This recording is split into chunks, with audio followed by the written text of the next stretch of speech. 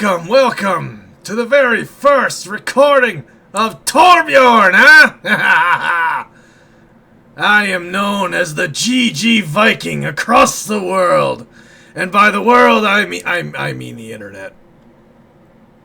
Pretty much anywhere you see the name TheGGViking, that's me. That's Torbjorn. Anyway, so my friend Felix convinced me to try this out and give it a shot, so he thinks I'd be good at it, so here I am, huh? Now, for the first warning, if you hear any clicking in the background, that's me hitting my keyboard to change my emotions, so, you know, if you're upset by that kind of thing, you're just gonna have to You're just gonna have to learn to deal with it! Yeah! So, today we've got a very simple treat for you. It's a game from my childhood when I was just a wee cub, huh? It's called Ogre Battle 64 from the Nintendo 64. It was made in 1999. It is the direct sequel to March of the Black Queen, I think it's called, for the Super Nintendo. So, we're going to go ahead and get right into that. It's a rather simple strategy game, so I didn't want to do anything too elaborate right now, like Elden Ring or something. So, we're just going to start off with something calming and definitely not stressful. So, let's go ahead and get into it, right?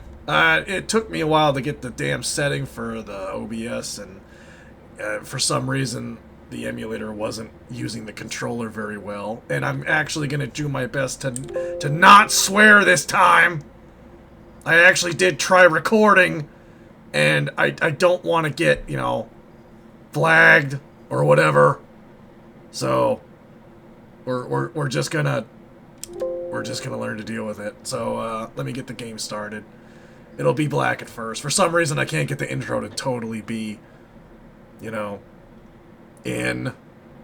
So, alright, let's go ahead and get into it. I'll be reading the story for you and voicing all of the characters, so I'll do my best. And for some reason the text likes to fly by like freaking fast. I tried recording it, and half the time I couldn't get the damn words out. So let's try this again. Alright, let's get into it.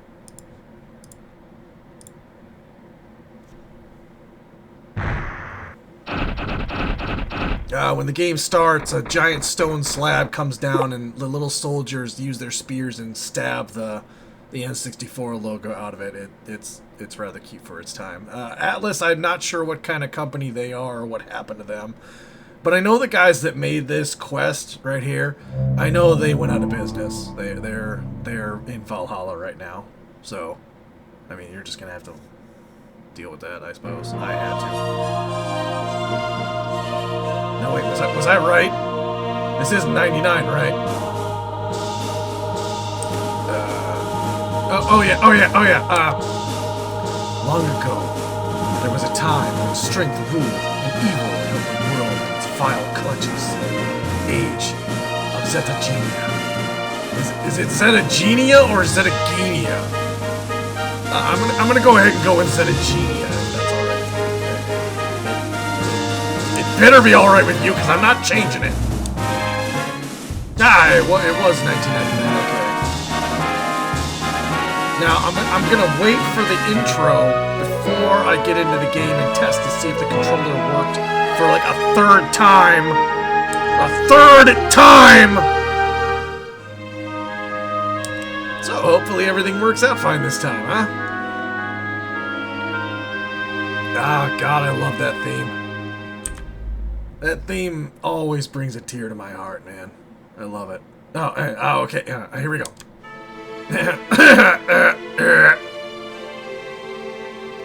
Long ago, when gods walked among men, there lived a people called the Uruks, who were cherished by the earth goddess Birthday, and a man known as the progenitor. Birth doesn't sound right, so I'm going with Birthday.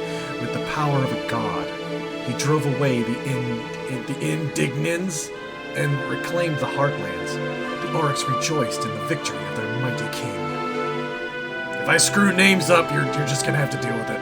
While the Indigans bowed down to their new ruler. So reads the legend of the progenitor, as recorded in the history of Palatinus.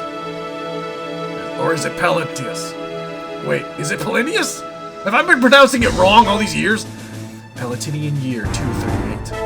The Holy Lotus Empire, located in the western region of the continent of Galacia, dispatched the Brigade of the Radiant Cross against the neighboring countries.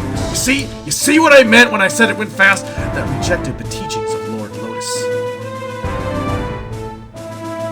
The purge and conversion of cults by force have reached Neardam, the kingdom adjacent to Palatinus. I think it's Palin. No, there's no N in the middle. The noble king of Neardam declared war, and but was defeated within a year. I can't help myself but swear. I swear like a sailor. After the fall of Neardam, the Lotus Empire has selected the kingdom of Palatinus as the next target. Having witnessed the formidable strength of Lotus, King Procus surrendered without much resistance and signed the peace treaty offered by Lotus. Is it King Procus or King Procus? I don't know. While forcing to convert religion, introduce classic loyalty to the Lotus Empire, Procus was granted to keep his position as king. Although supervised by the triumvirate sent from Lotus, Palatinus was able to maintain its autonomy. There we go. Yeah, see now it's working out great. 6 months later, Lotus ordered the subjugation of the uncivilized southern region of Palatinus. The lower class, including the Balmalkans, were forced into labor. People of the eastern region who worship Berthae and the lower classes joined forces to oppose the oppression, but were all unable to overcome the power of the king backed by Lotus. Taking the matter seriously, the triumvirate of Lotus deprived the lower class of much rights while rewarding the upper class. I'm really trying to keep up here. With privileges to ensure their status, the innate status as the puppets of Lotus. It required 10 years for a streak of light to shine through the dark, ominous clouds. There, that wasn't so hard. See, I nailed it.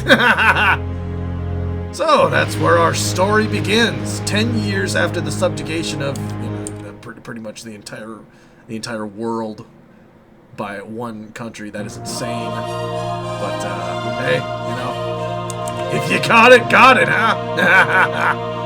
Now, let's get into this. If this controller does not work out this time, I am gonna freak out! So, let's get into it, shall we? Oh my god, it worked. This is awesome. So, is my save file even still here? I'm not gonna go through the tutorial. I'll walk you guys through it, no problem. Okay, more story inbound.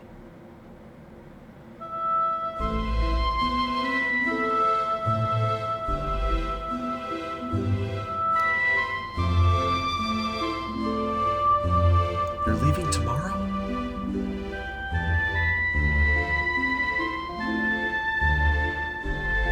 Yeah.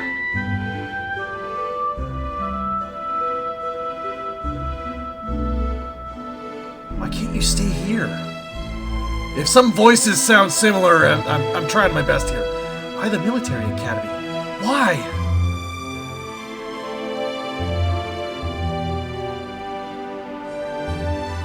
God knows where my mother is. And I can't stand being around my father. I should give him a better voice than that.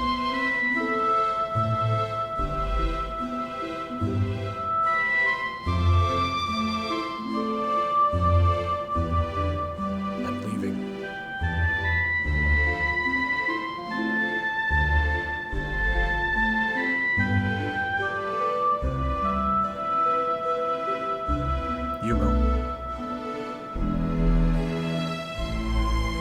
I promise I'll make you ground. I have to learn to stand on my own. So I can protect both of us.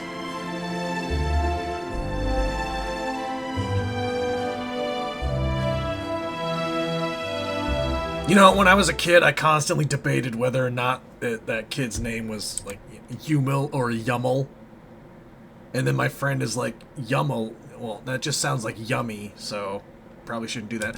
6 years later, Winea, capital of the Ishka Military Academy, graduation ceremony. Now, this is a cool character screen.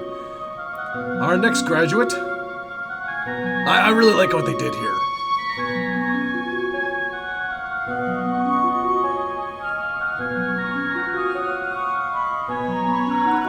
Archbishop O'Dorian, he who has learned the way of the sword and God's teachings, in accordance with the traditions kept since the days of the progenitor.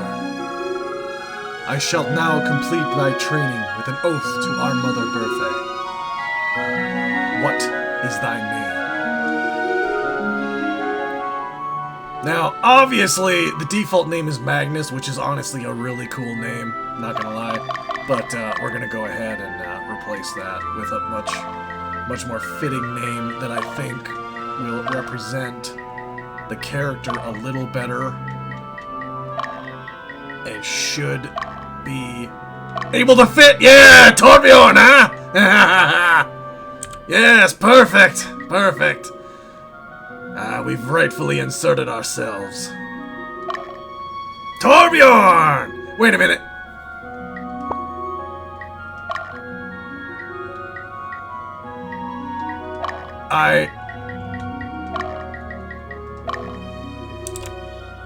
I spelled my own name wrong. Oh, my God. I'm really not making a good first impression here. All right. Let's just... Yeah, Torbjorn, huh? Yes.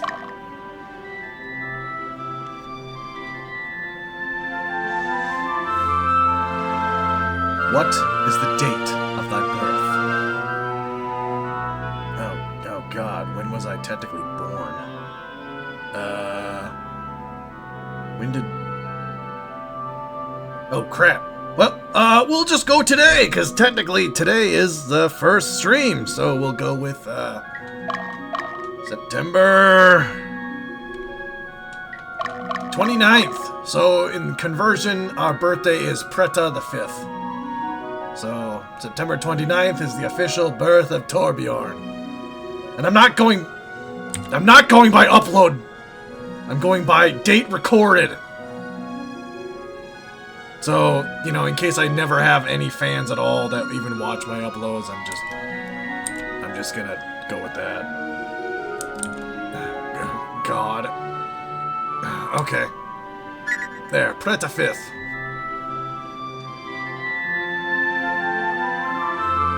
Torbjorn Gallant, I ask thee. Gallant, that does not fit that name properly, but hey, whatever. What dost thou hold within thy sword? So, here's what I was talking about, okay? So, essentially, what this means is that you choose a word, and depending on the word you choose, determines your starting army. So, for example, if I pick something like hatred, I might get more chaotic units like wizards or berserkers. So, what does Torbjorn hold within his blade, eh?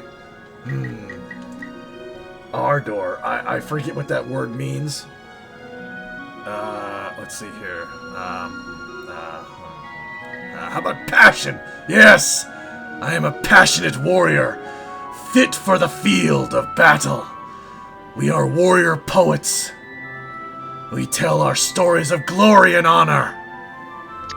Passion. I hold passion within my sword. Oh, crap.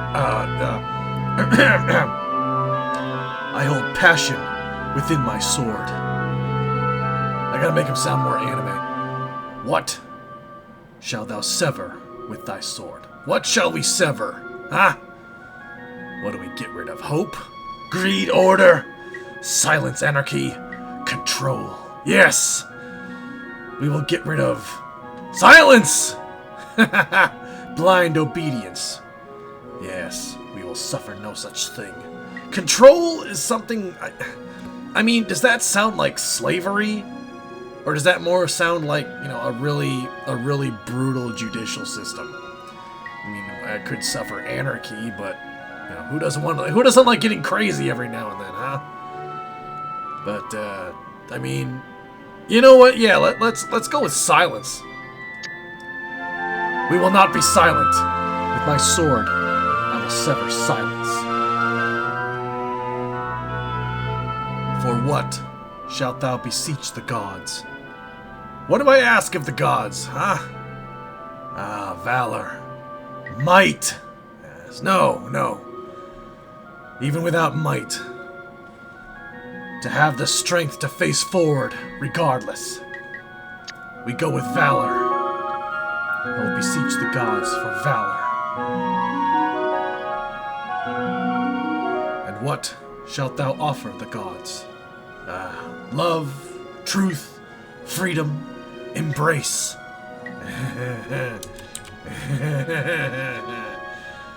Or glory, huh?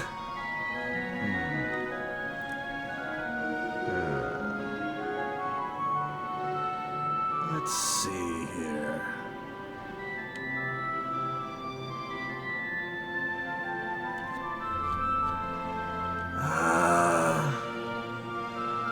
You know what?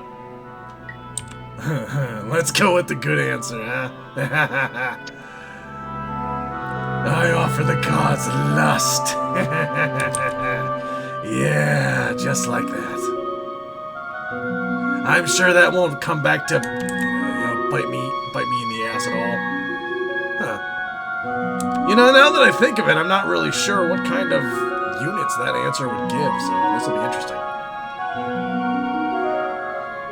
What does thou wish for? Now, strife means war, essentially. I don't know what the difference between serenity and peace is. Is serenity like just like inner peace? Wealth, reform, fertility. Ah, fertility, yes! Yeah, that sounds good.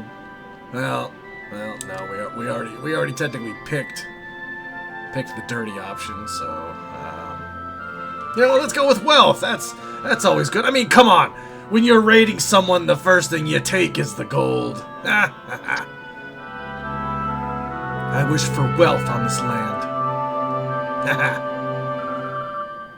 What shalt thou rid from this land? Okay, now this one, I forget what let's see here. Changes.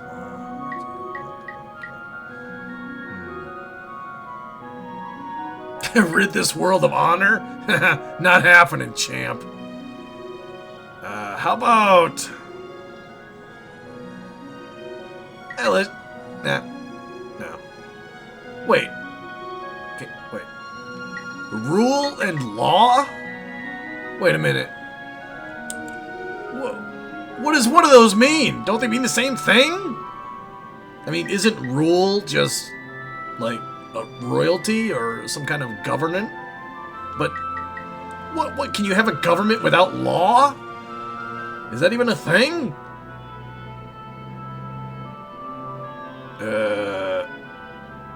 Alright, you know what? Let's just go with changes. I don't like change. Changes, no. If it ain't broke, don't fix it, right? I will rid this land of changes. Lastly, for whose help dost thou call upon? Oh, that one's easy. Solid earth, huh? That's my element right there. Nice solid rock. Can defend, can protect. It's got good crowd control. Wait, did I say defend and protect at the same time? Oh, God, okay. Earth. My favorite. I call upon the solid earth for help. Upon thy departure, I bestow these gifts. A rapier, a leather whip, a A ruptured rose, a great bow. Okay, so we have a dragon tamer, a beast tamer, and an archer. Oh, well, that's not too bad, I suppose. Yeah, that's not bad. We can work with that. And the peddler of earth. Perfect, perfect, perfect. Alright, now we get some more story out of it. Actually, never mind. We have to watch the travel sequence first. Nintendo, I swear. This says episode 6. I want to know where the rest of them are. I cannot stand that I cannot find 1 through 5. I forget which one the March of the Black Queen is. I think Tactics Ogre is other ones. And then there was another one that was on a handheld console. I think it was the DS. I can't remember. It's gonna just absolutely infuriate me until I find out. So this is our starting party, is 2 fighters and 2 Amazons, which is basically just, you know, soldiers and archers. Aha, yes! We will conquer it all. Oh yeah. All of it will be ours soon. Good ride, let's do this. Yeah, we have the proper papers here. Awesome.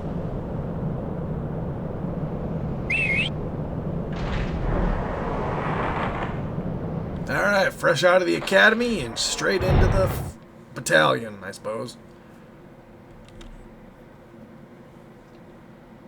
Prologue. Casting their gaze on the ground. Trudging along. Don't mind that, just hit my phone.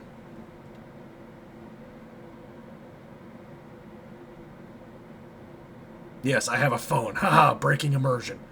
Southern Legion, Aka Castle. Personal assignment ceremony.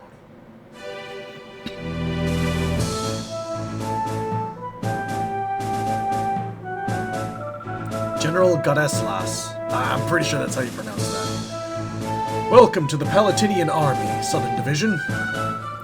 I'm sure you all know that Alba is the most rugged region in Palatinus.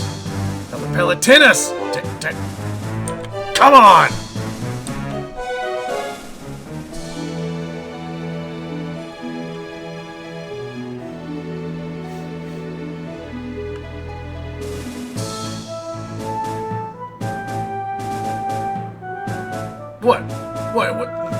What are you looking at me like that for? Why did you look at her?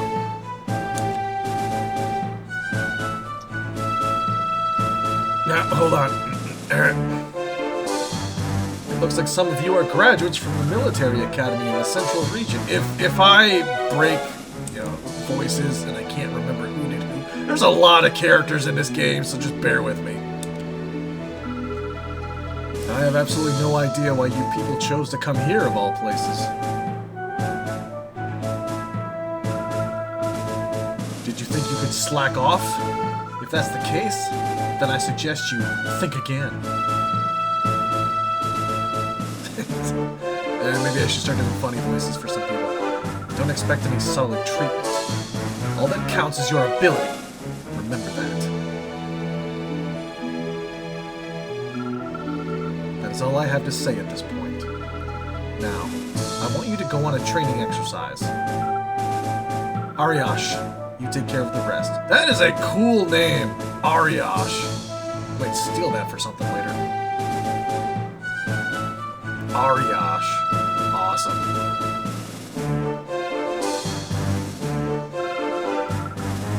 Before we start the exercise, we must get organized.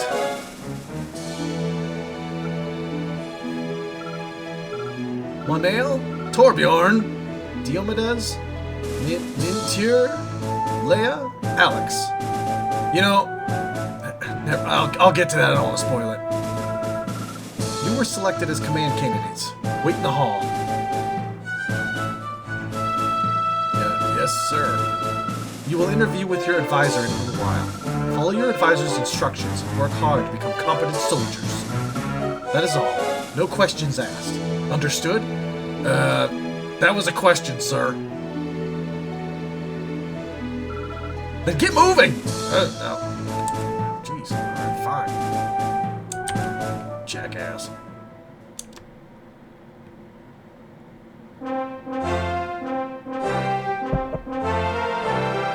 Come in!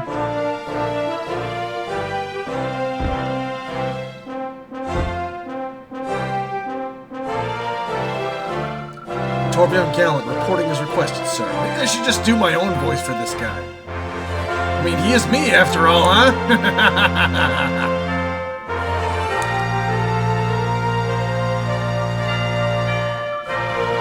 Alright, let me see. Ah, my leg! He's old, sue me. So you're Torbjorn.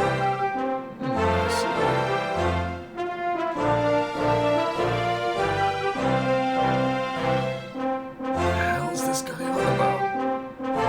At me from the back, bro.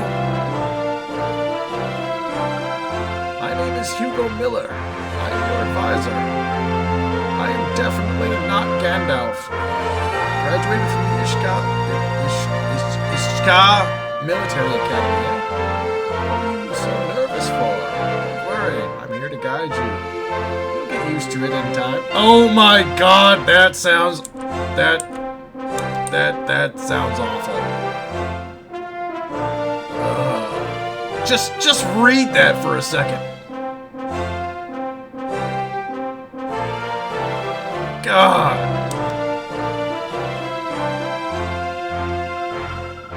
Alright, you're dismissed. Head to the 10A plains. Get ready for training. We'll begin as soon as everyone arrives. Excuse me, sir, but is that it? When you get old, you can tell a lot just by looking at people's faces. Ah, thank Odin, he said faces. While we lack strength, our knowledge and experience more than make up for it. Yeah, there's been plenty of, ladies in my time that I'd rather go for that one anyway. And, to tell you the truth, I've known about you for a long time.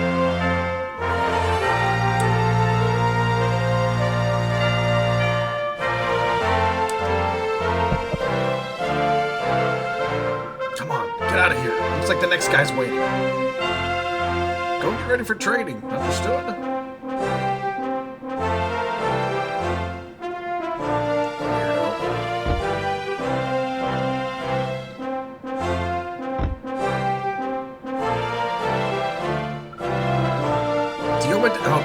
Okay. I'm not gonna lie.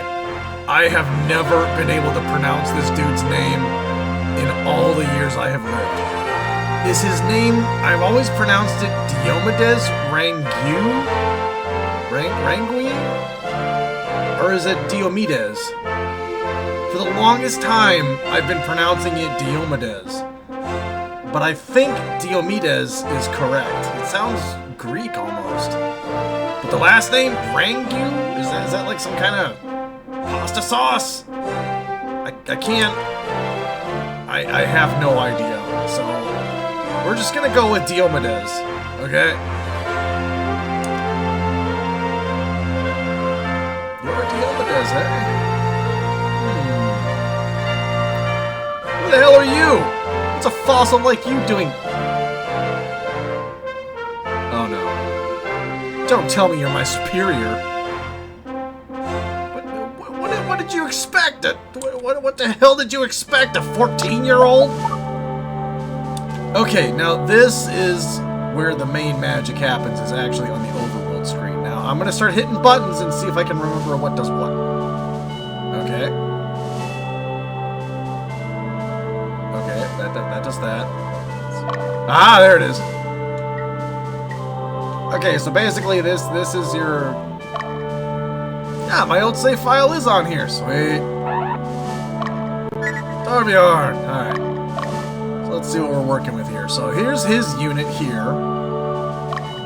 And we do have a beast unit, but he's in the wrong one. And we do have an archer unit.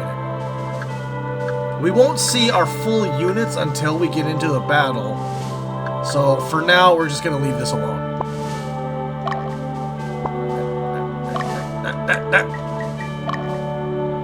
Oh, there. Alright, so we're just going to go ahead and go to the next place.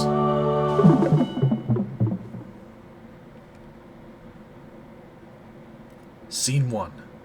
The Southern Reaches. It kind of sounds like it's a stage play. That's actually kind of cool.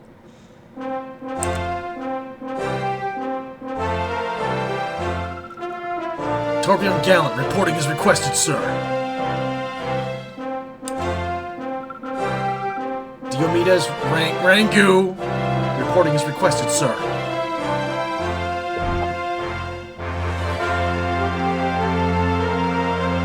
Oh, I didn't expect the two of you to arrive at the same time. I hope I have enough stamina. Nice and prompt. I hope you came prepared, Diomedes. What are you playing favorites now? Oh, come on! I am way prettier than he. I mean.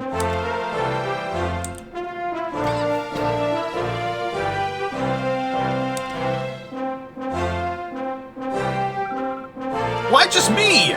Man, that pisses me off. And call me Dio, alright? Dio! You too. You better not call me Diomedes or else. Why? Why? Why not just have your name be Dio then? Why you go through all this trouble? Okay, will you calm down? I don't like them feisty. I like them submissive.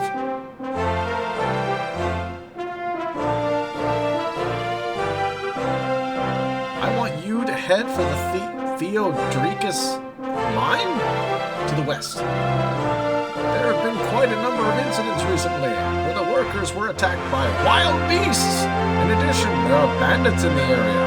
Ooh, at least it's not rats. The locals are very concerned about the situation. Now, go take care of it.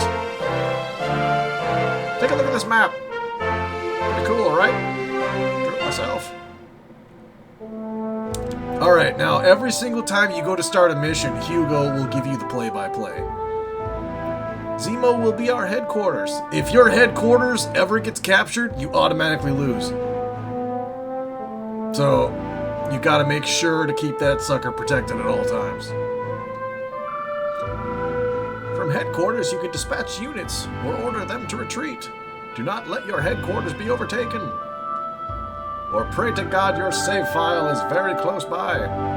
Let me explain how strongholds are. Fine, I guess I don't have to do it. I'll just let friggin' Hugo explain everything. What am I here for? Colored icons indicate strongholds. Units in the stronghold will rest and recover hit points. A blue circle indicates the stronghold belongs to you. A red circle indicates that the stronghold belongs to your enemy. The green circle indicates the stronghold is neutral. The blue square indicates your headquarters. The red square indicates your enemy's headquarters. Make sure you remember this. Enough about the strongholds. Let's get down to business. The destination of this exercise. Okay, this is actually important. The mine is located a day southwest of your headquarters. Okay. The timestamps don't really matter, like in the slightest. Actually, some people have played this game in game time for like years, and they could get Magnus to like 99 years of age. It's actually quite the feat. Just get there. Easy enough, huh? Oh yeah, that's how it always is. It's always that fucking simple. As I said earlier, there are bandits and monsters in the area. This will be your first time leading the troops. Show caution in your actions. I will provide a briefing like this prior to each operation. You can skip it by pressing start. I mean, I never really did, but the info he does give is pretty useful at times. Well, I guess that's it for me. Yeah, he just dies.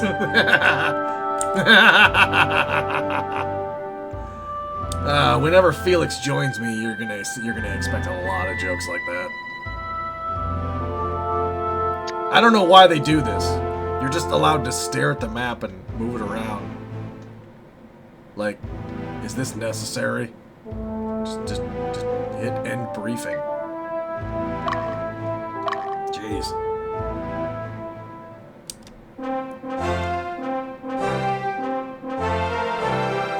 Torbjorn, you command the troops. You can handle it, can't you? This is an order. Let's start with training. I'll be waiting outside.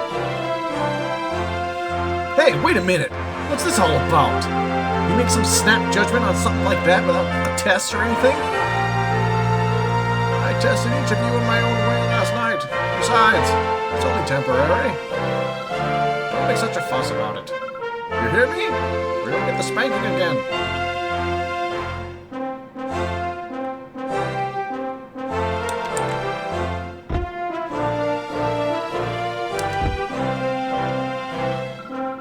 Why do you get to be the commander?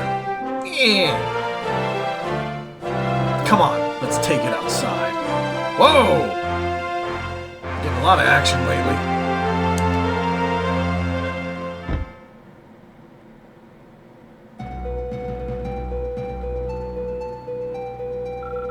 I challenge you, one-on-one. I don't mind if you're strong, but I won't let anyone weaker than me be my commander. You know what I'm trying to say, right? Fight me!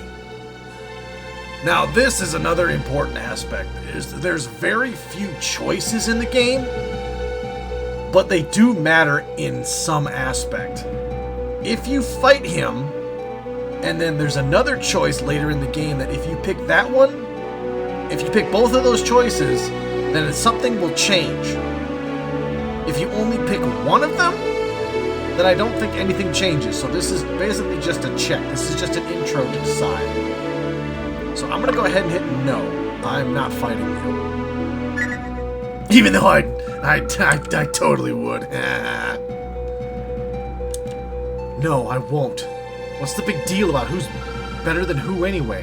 I don't mind if you're the commander. What are you saying? You're so superior that you don't care? Are you mocking me because I'm from the South? Because I have black hair? You blue-haired weirdo? Did I go a little too far on that one? I hope I didn't offend anybody that has blue hair.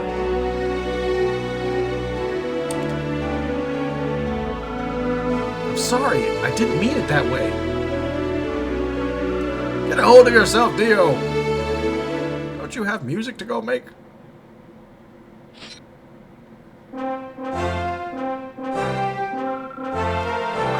So angry. Be so rash. The rest of your life isn't set in stone, right? But, enough! Enough about butts. You'll eventually understand your shortcomings.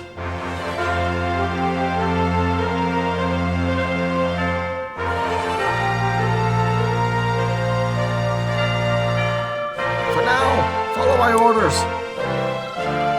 Assess your skills according to your performance. Last night wasn't enough of a test. Go take care of those beasts if you want to make a name for yourself. Damn it, not janitors or soldiers. These are monsters, dude. These are like dragons and stuff, man. Stop complaining and get your big, hairy butts moving.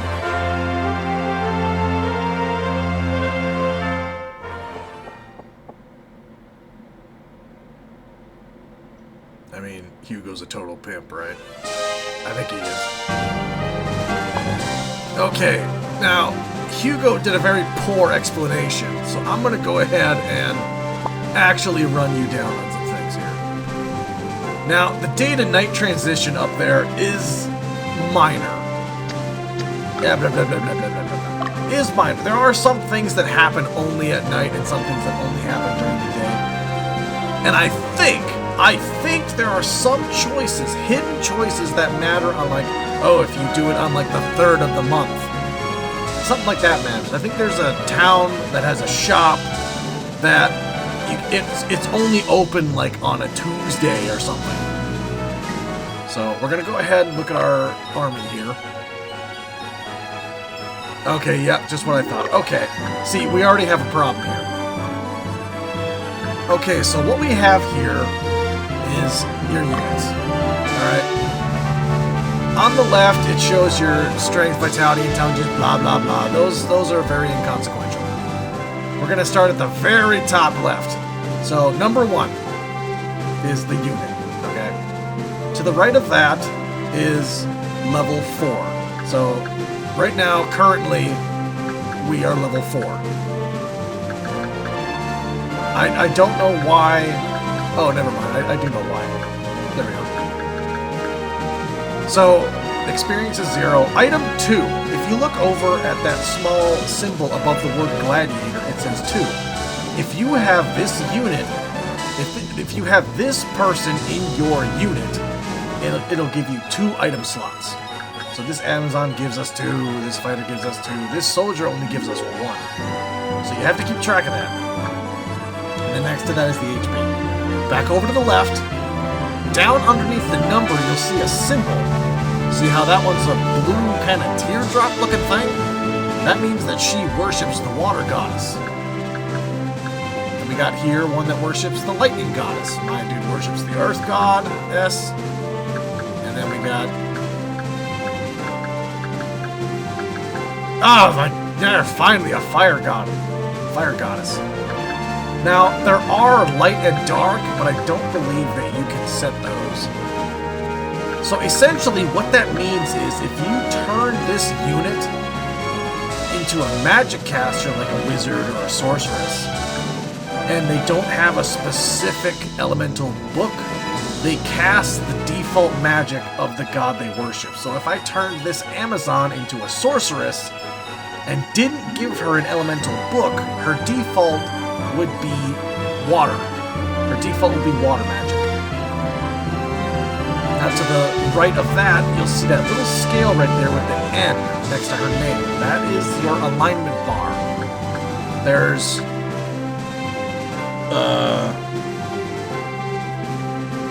I want to say there's 9 alignments. Let's see.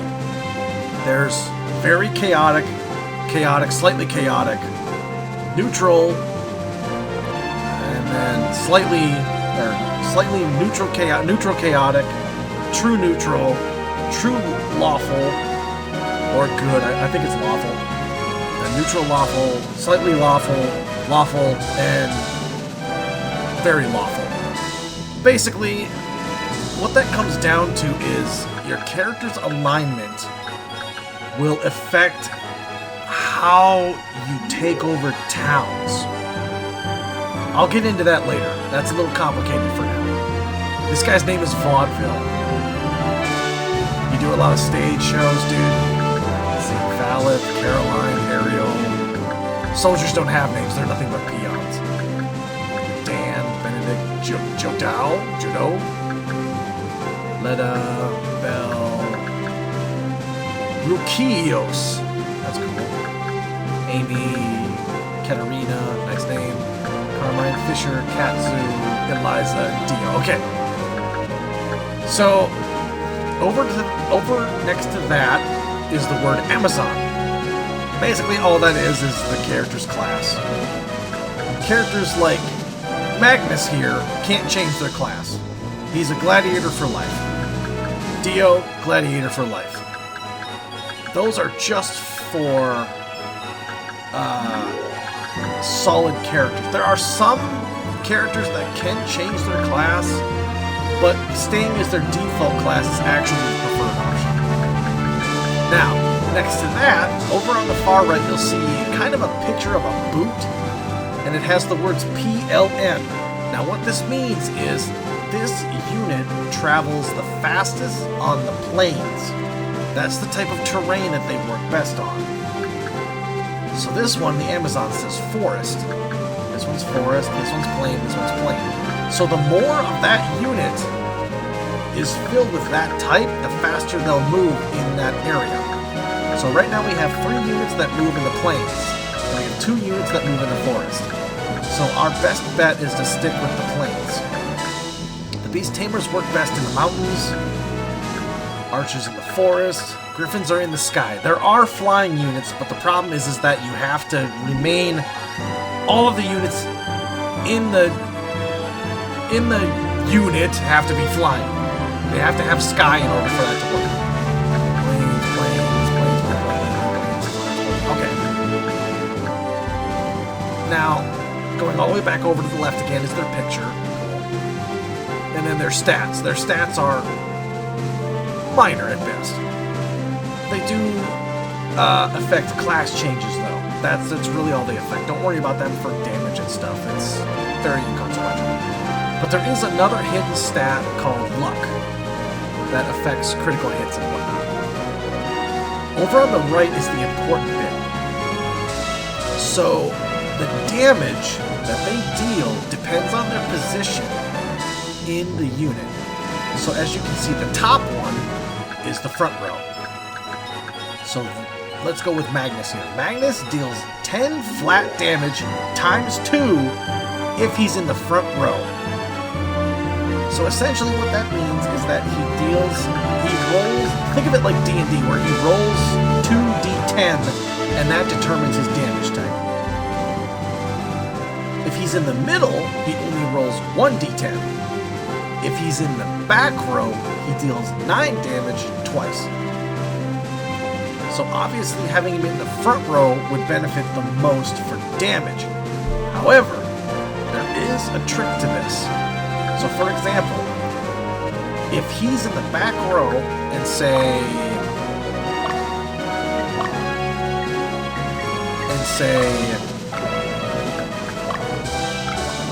this soldier was in front of him like that, melee units would have to go through this guy to hit Magnus. The only one that would be able to hit him is either magic or archers, or any type of AoE spell. Physical melee units that can only attack a single target, they have to go through the person in front. But if he's over here and there's an empty straight line, now they can get him. And units can only attack straight ahead or 1 square over. So if he is over here, units on the left can't hit him at all. No matter what. They cannot unless there is absolutely nobody else in these 6 squares. If he's in the middle, however, all 3 lanes can hit him if he's wide open. And if you lose Magnus, the level ends. The game's over.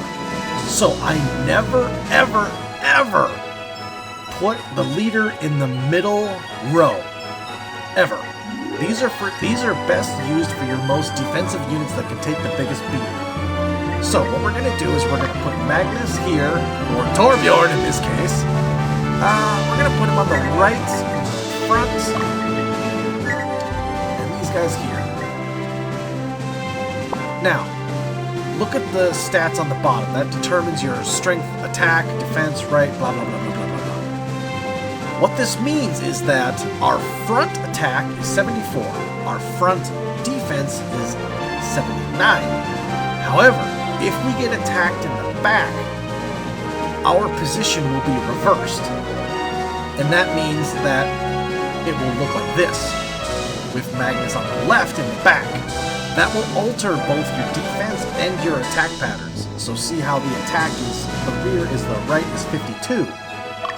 If I take Magnus and stick him back here, it'll be a 54 because when it turns around, he will have that front lane bonus. Same if I go left or right, depending on where he is. If he's in the middle, he gets bonuses from nowhere, unless he's specifically designed to be there. So, let's go back. So right now, our archers only get to shoot once. But if we put them in the back, they get 2 shots. That's what I meant by, oh, it's a 2d6. That's how many times that the unit can attack. So for example, Magnus here, he can attack twice in the front row. If I put the archers in the back, now they can attack twice. And I spread them out, so that way only these 2 lanes can hit this girl in the back, and only these 2 lanes can hit this girl in the back. The left lane can't hit the right, and the right lane can't hit the left.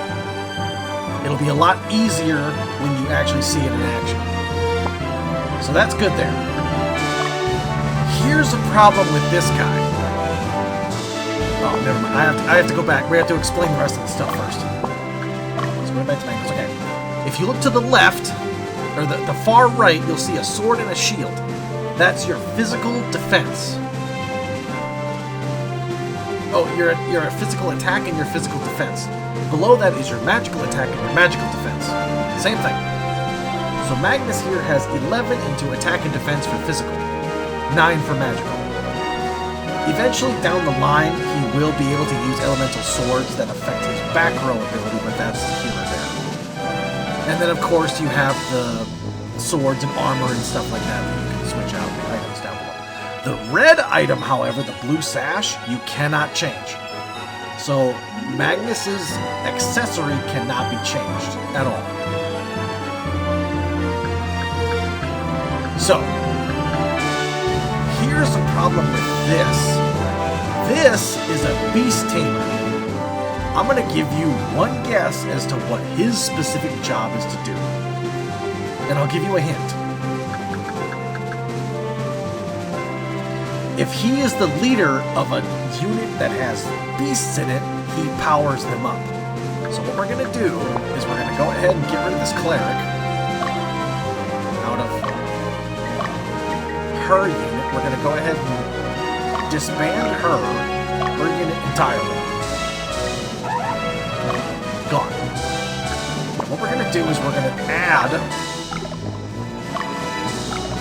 We're going to replace some soldiers with her. Then, we're going to switch leadership from the Beast Tamer to her. So now she is in command of the unit. So that means if the unit leader gets taken out, you cannot control that unit. They will remain where they died at, and they will run away from anybody that attempts to fight them.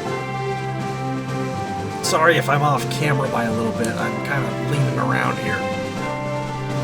So, what we're going to do is we're going to remove the Beast Tamer. We're going to form a new unit with him in the back, off to the side. And then we'll have the Griffin. If I put him in the back row, he uses an ability called Wind Shot, which is a long-range spell. This can hit back row units. If I put him in the front, he flies forward and attacks with his claws twice. So right now we only have a single unit. So I'm going to go ahead and put him in front of the Beast Tamer to protect him. And you can't put large units next to smaller units. They have to be at least a space apart.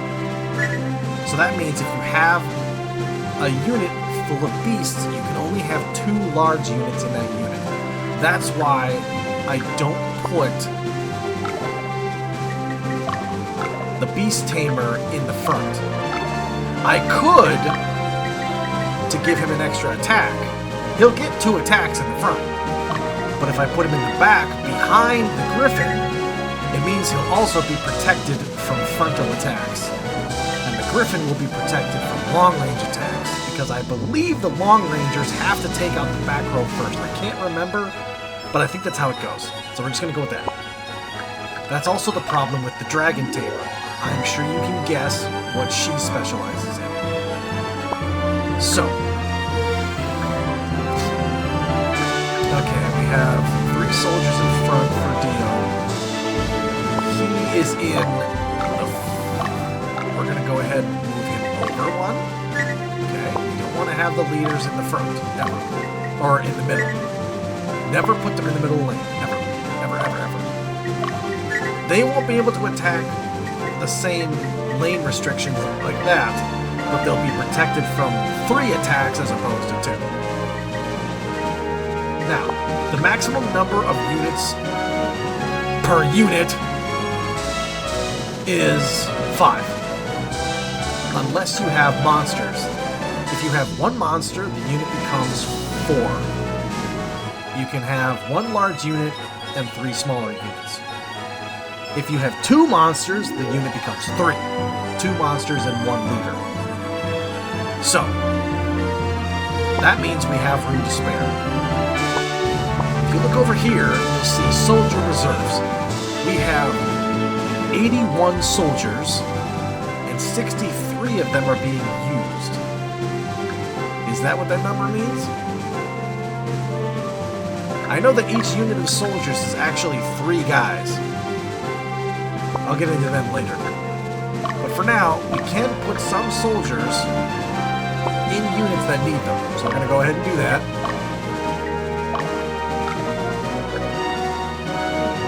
So we're going to go ahead, okay.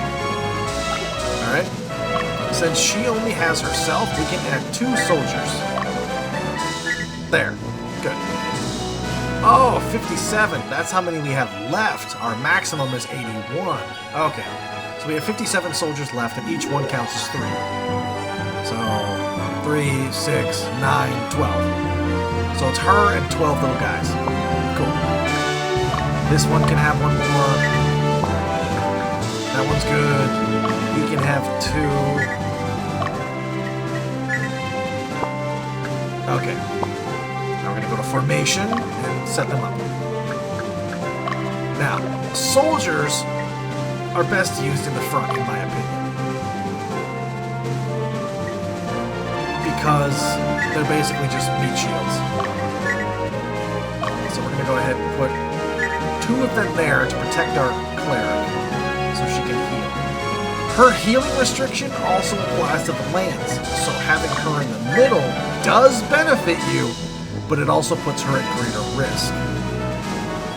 So I'm going to go ahead and put her off to the side for now. Or say screw it and put her in the middle. There, nice T formation. So this, it's going to have to go like this. We'll put these in a square formation, so if we get attacked in the back, our attack pattern doesn't change. So we're going to go ahead and do that. So this way, no matter what direction we get attacked from, our attack pattern stays the same. Okay. This unit is really weak because it's literally just a dragon tamer with 2 soldiers. Or 4 soldiers. There we go. Now,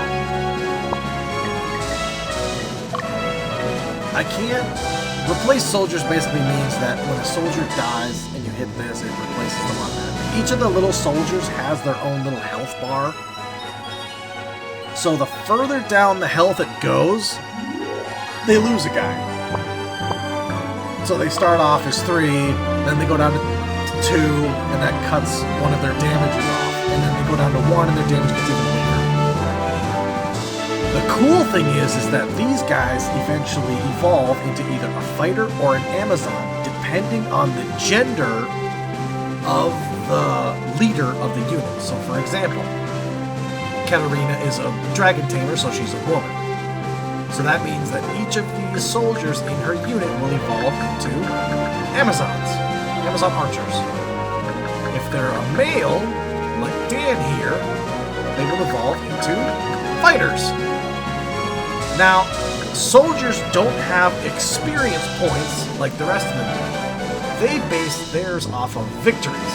So the more battles that they win, the sooner they will evolve, essentially, as class up. So these guys have to be in a unit every victory. I don't think a loss decreases that. I think it doesn't do anything. They have to win battles in order to upgrade. Now, I remember we got an extra whip. So we're going to go ahead and go equal item. There. Now he has a better whip. Some classes require specific stats and items in your inventory in order to be useful. So for example, a Beast Master requires a Rupture Rose in order to evolve. So that's a good thing we have there. Like, see, you can downgrade her to a short bow. You have to have a short bow. You have to have the Amazon's equipment in your inventory in order for the soldier to evolve into an Amazon. If you don't, it will never evolve because you don't have the equipment for it. So let's say, for example, we're using 4 short bows, and I go like this. Now 5 of them are being used. Now only 2 soldiers can become Amazons until I buy more short bows. So, there's that. I'd rather not stick a healer in with my unit yet because we don't have enough leaders to make it work. So, and then we got the class change. We haven't got any class unlocked yet. You have to reach the stats or encounter that class in order to unlock it. So see how it says requires that amount of money, it requires that kind of items, and it requires a certain alignment and stats in order to become that class.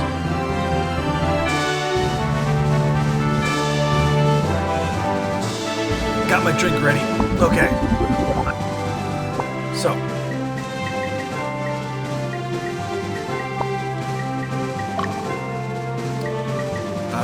Wait a minute. There it is. Okay. Items. These are items that... Oh, yeah. You can only change the main character's items in the map screen because during battle he's always deployed. So, can't do that. So we're going to go ahead and give Dio 3 heal leaves and a power fruit. Power fruit, I believe, increases your stamina. Yep, to keep them marching.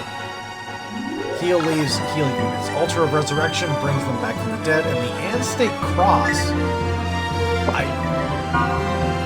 changes gender. Okay, gotcha. Okay, so we'll give them a couple of those, and then give the Beast unit a couple of power fruits. We'll give him 2 leaves there. She doesn't need as many heal leaves because she's got a cleric in there, so we're good on there. And then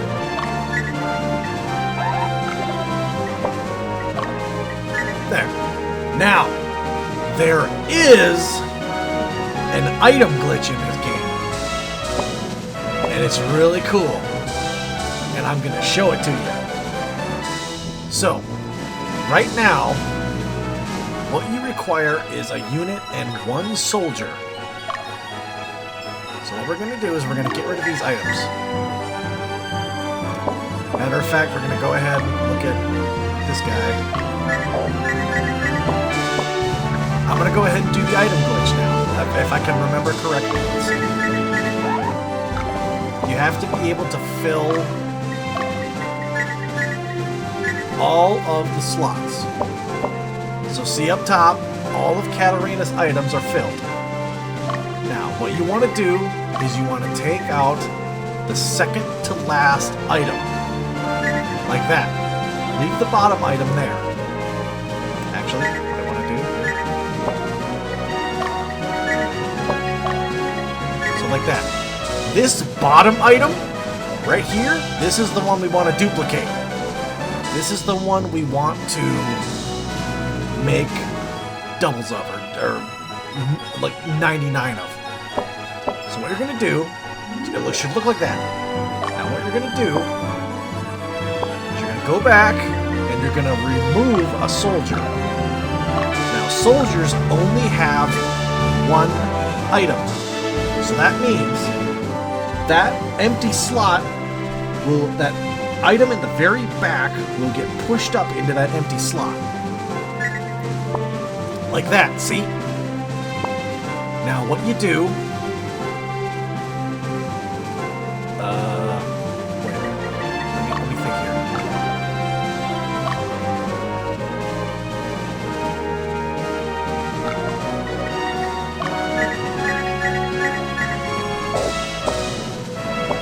And then you want to sell items that you just got over what you have. I think. Alright, you know what? I'm going to go ahead and redo all of this just to be safe. Alright, bear with me here. 1 second.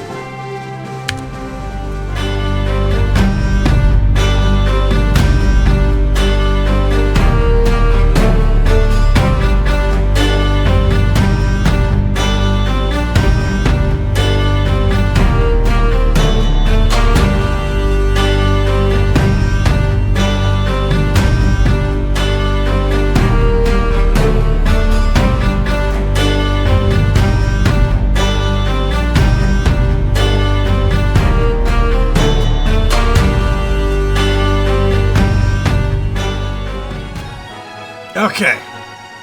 All right. So I emptied everyone's inventories out, and I put the little dude back. So we're gonna try this again. I swear I know how to do this. There. See, it says 55 right there. Right there. So what you want to do? All right. So what you want to do is you go sell, and then you go 1 over what you have. So see how it says 55? So you see how it says 10. You're going to want to sell 11 of them. Bingo, there it is. Now I think that's correct. It's either that or you sell 2 over. Damn it! Damn it! It was 2. It was 2. Damn it! You have to sell 2 of them over. So if it says 10, you have to sell 12 of them. Now it's stuck at 0.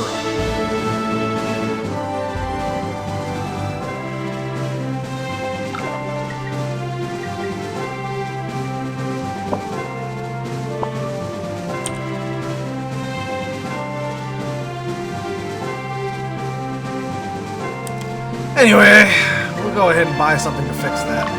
So, screw the items. Back to battle. Alright. If you suspend a battle, this will save it mid-battle when you close out. However, if you go back in, that suspension is gone. You have to suspend it again, or else your save file is screwed. So what we're going to do is we're going to take a look at some towns here. Now this town, the population doesn't matter. What matters is the morale. The morale determines whether or not you liberate the town or you capture it. There is a hidden score called Chaos Frame at the end of the game that will determine the ending that you get. Every time you liberate a town, you get half a point. You get half a point, 0.5. If you capture a town, you get -2 points. So you lose 4 of your liberations by capturing. What you want to do is your leader's alignment determines whether or not you need a lawful unit, a neutral unit, or a chaotic unit. So right now the morale is at 52. So any unit that is pure neutral would be good. So we look at our unit. Neutral, neutral, neutral, neutral, neutral. So he would be good for that town. If he went there and it was an enemy town, he would liberate it and we would get half a point. You can get 100 total points of Chaos Frame. And I think every, like, 15, you get a different ending. I think there's like 5 endings. And I've gotten the absolute worst one when I was a kid because I didn't care if I captured or liberated. And then the year ago, I beat this game again. I meticulously tried to get everything, and I managed to get 100. And I was so proud. I took a picture on my phone. I have it. It's freaking there. I did it. Anyway. So for example, let's look at this town. Mollusk has a morale of 50. So I'm going to want to send somebody there that has a 50 morale. Or 50, yeah. So we're going to go ahead and dispatch everyone. Nope. Send them all out. You can have a maximum of 10 units out at a time, but I forget what the total is that you can make. I think 15 or 20, something like that. Let's go ahead and look at Dan here. Now see how he's leaning a little chaotic? Beast Tamers are naturally a little chaotic. So he is, because of the neutral, and he is slightly chaotic, but he's still a neutral. He still has that N. So he's slightly chaotic. He would not be good for that town. He might be, thanks to the Griffin, but not be worth it. Let's take a look at Amy. She's a cleric, so naturally she needs a little lawful. Neutral. So she would also be decent. So Letta. Archer. Neutral. Neutral. See, now her unit is perfect. Let's go ahead and send her. Okay, so she'll go directly to that town. Depending on the route she has to take, it looks like she'll take a straight shot. Over here, see that little symbol? That's a market. So we're going to send someone there. We're going to go ahead and send Katarina. Because Katarina has the worst unit. So we're going to send her to go buy some supplies. And here, you see that little symbol? That's a witch's hut. That means that if any of your characters die besides the main guy, you can spend money to bring them back to life. Either that or use an altar of resurrection. Otherwise, they are dead. And if they are not a party leader, they have a chance to become a zombie if you don't get them there. If you hit a zombie with a fire spell, it becomes a skeleton. If you hit a skeleton with a fire and wind combination spell, they become a ghost. If you hit a zombie, a skeleton, or a ghost with a holy weapon, it kills them permanently. Ghosts, zombies, and skeletons come back to life after battle. Whether or not the unit... The only time that doesn't work is if the unit is completely wiped out. Otherwise, they keep coming back, even if the leader is dead. So, let's look at this town. Bordeaux. It's a 71, so that would be a good town for Amy to go to, because she is slightly lawful. It's either that or I have to play it safe and not send anybody. This town is neutral. Okay, so that's good. We can go ahead and send... I believe Dio's chaotic. Yeah, he's slightly chaotic. So we'll have her come down here. Oh, by the way, if an enemy force takes over a town, that also counts as a capture and you lose -2 points again. So don't want that. So we're going to send them out. They're going to secure the towns and then we'll move our boys in. It'll take a while. So see how they're going across the road, and because she's going here, she's cutting through the forest. Okay, now I can take a look at some of the enemy forces. We have a wizard in the back, a knight on the side, and a hellhound. Okay, that's a rather mixed up unit. That's a lawful unit and it's a chaotic unit, so they're not very good.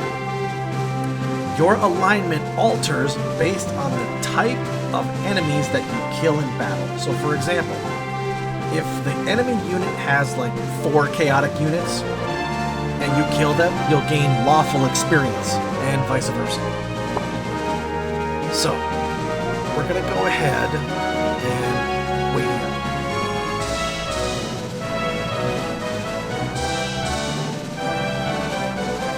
Look out for any enemy soldiers that could be marching towards us. It has happened. I've sent out my entire unit, and then all of a sudden the guy will come from behind and take over my stronghold, and then the whole mission's screwed. Oh, she found something. Old clothing. That is required for ghosts. So that's another way that you can hold off. I think that also counts for zombies.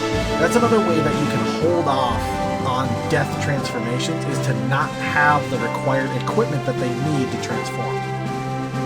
But screw that, that's no fun. Oh, what do we got here? A witch. Witches are spellcasters that inflict status effects. They don't deal any damage, but they can put units to sleep, paralyze them, reduce their attack damage, I think, and that's it. They can do other stuff. I forget what. Anyway.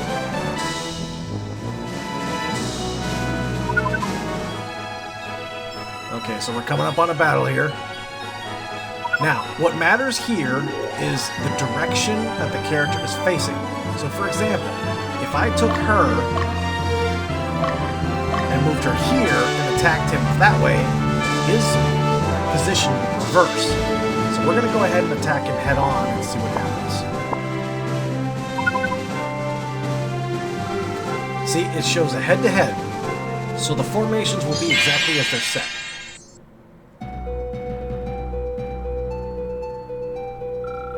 The Southern Division! They're here already! Calm down, it's not that big of a problem. Our plan has already been initiated. We must stop them, or else it will come to naught. Nothing will change. Everything will remain the same. This is for our future. I'll leave this place to you. Buy us as much time as possible.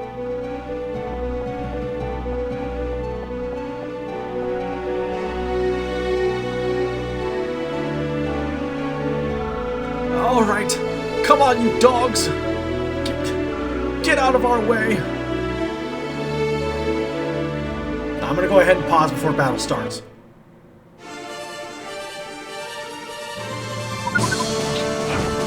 Oh crap. Sorry, my bad. Okay, so what determines who goes first is the unit's speed, I think? So you don't have direct control over the fight. You set up the formation and let them go, and they do their thing. So you can adjust their battle strategy, you can retreat, and you can use a pedra. Now up in the top, you'll see that the sword symbol is lit up. It always lights up at the start of battle. That means that you can change your battle strategy. That little bar underneath it, once that fills up, and the next bar starts, I can activate the second option, which is retreat.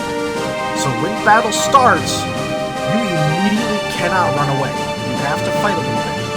The only way to gain that bar is to either let battle progress and it fills up over time, or you take damage. The more damage that you take, the faster it goes. And the third option is the Petra. So right now we're going to look at our strategy. Autonomous. Autonomous means that the unit will attack wherever at random. Doesn't matter. They choose. Attack strongest.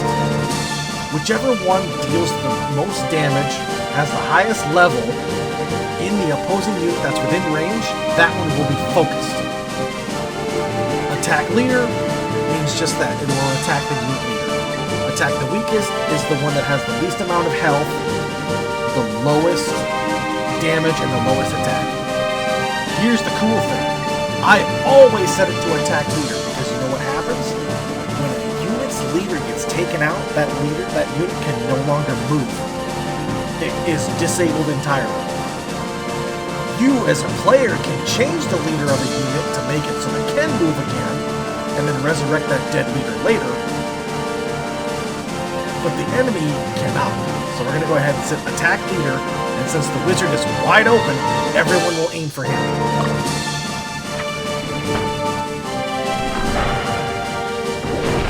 See, and they just do their thing. And since the wizard's in the middle, everyone gets it.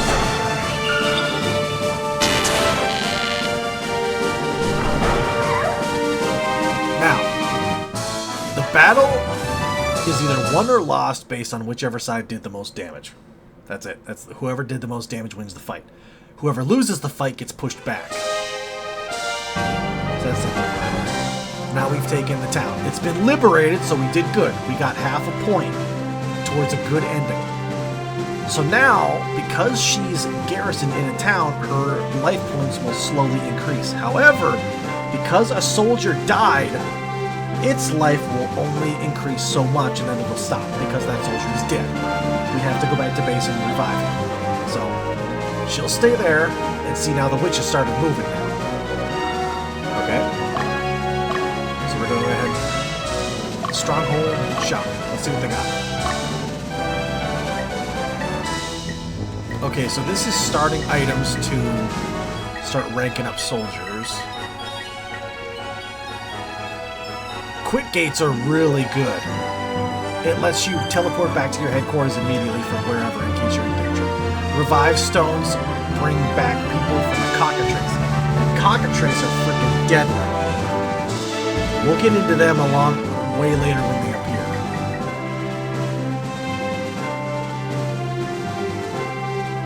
So we're gonna go ahead and buy.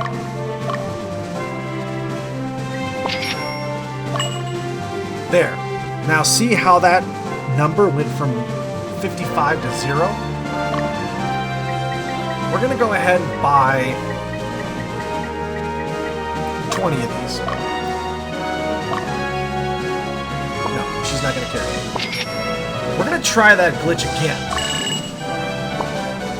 Just for fun. Just for fun.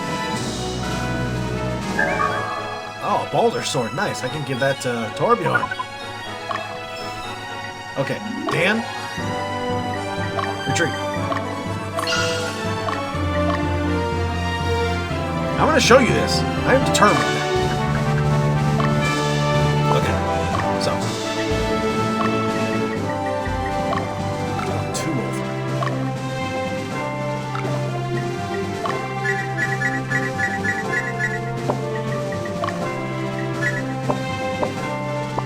Now, remove a soldier.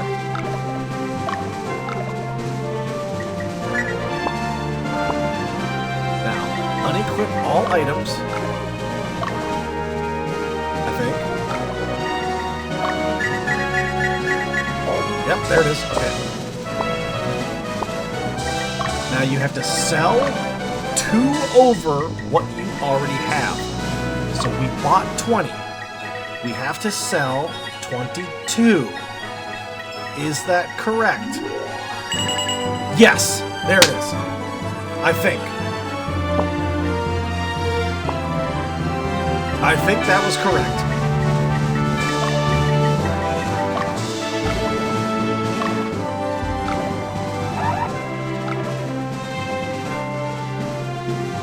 How the hell do I do this trick? I swear I know how to do it.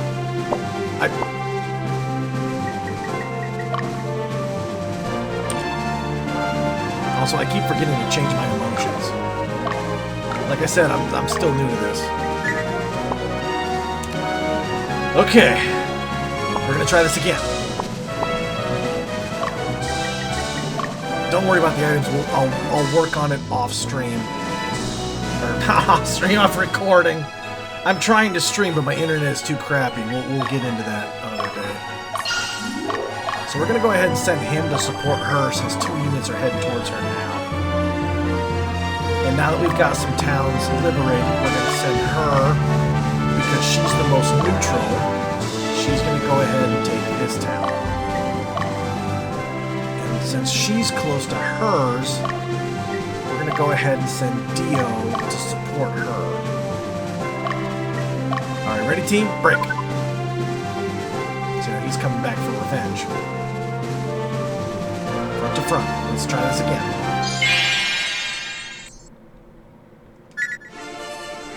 Now we're going to immediately enter the command. Yep, it's still an attack leader, so watch. All the little soldiers attack at once if they're in the same row. And now that the wizard is dead, that unit is completely disabled.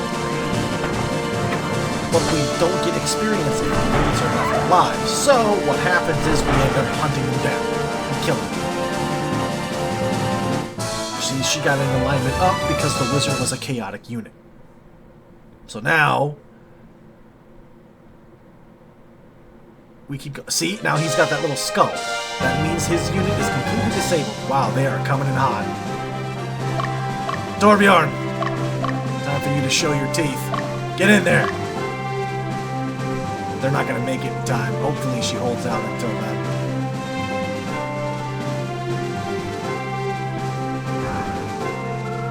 Yes! Nice, got it.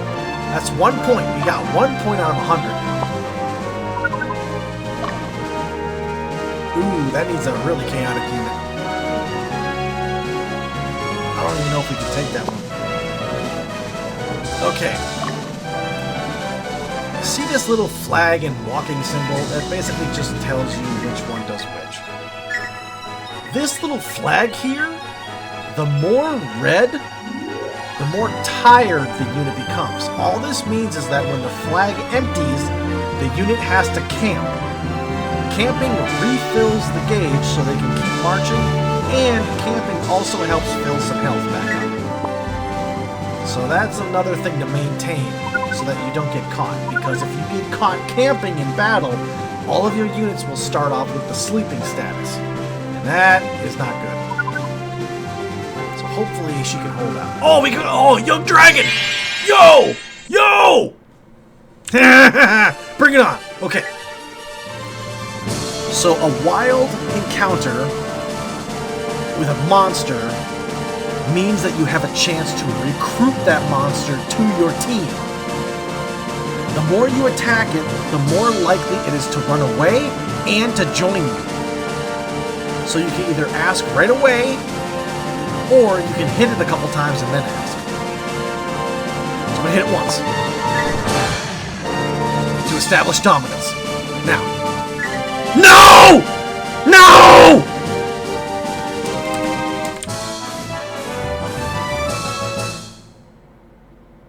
We lost a dragon.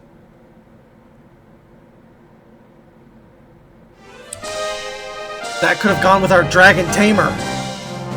Dragons evolve. Young dragons are neutral. They evolve based on the element that they are assigned, same as everyone else. And there's 6 different kinds of dragons. There's fire, wind, earth, water, darkness, and light. See, her only attacking unit is the griffin. Because her reach is so slow, she wasn't able to paralyze us long enough. So the Amazon will lose out on her attack, which is fine. Whoever deals the most damage wins the fight, and we already did plenty. She just has to hold out until the other units show up. Just hang on. Hang on, they're coming. I might send her to support. Maybe. Okay, which unit is more chaotic, Dan's or Dio's?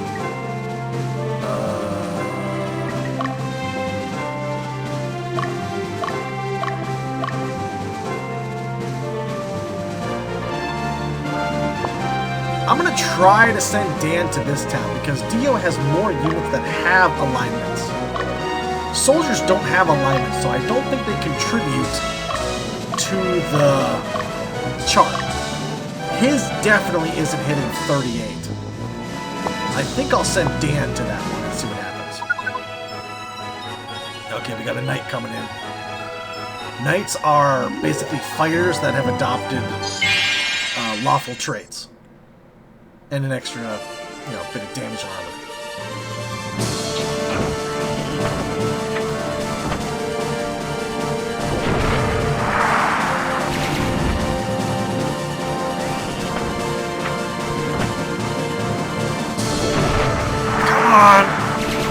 Come on!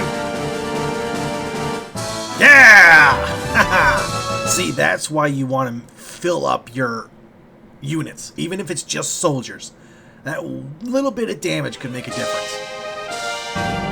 See, she's gotta hold out. I should have sent some support with her at the start. Come on, just hang in there. Soldiers are expendable.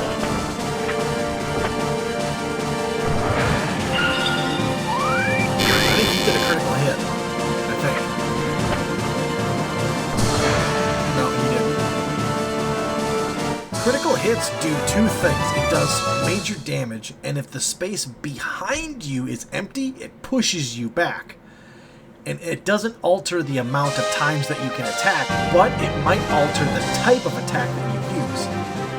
So for example, if Torbjorn, Magnus, had a magical sword, he casts spells in the back row.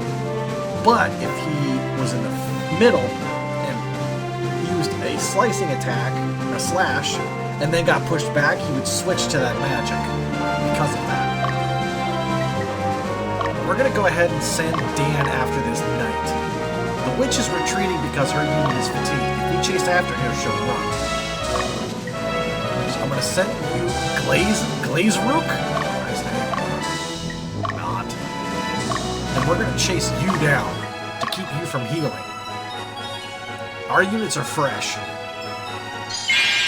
So, her unit is retreating. We're going to press the offensive. Go! A knight is a lawful unit, so attacking him will give us more chaotic alignment. You want to make sure you have a mix of all three, chaotic, lawful, and neutral. So any town that you come across, you can take over. See how our alignment went down? Because we attacked a knight. And it's not good to mix units. Do not put paladins with wizards, or else you're going to be screwed. Alright, Magnus is there. Oh, Berserker. These are basically the chaotic versions of knights. Every class has 2 stages of evolution. So for example, a fighter that turns into a knight can then turn into a paladin.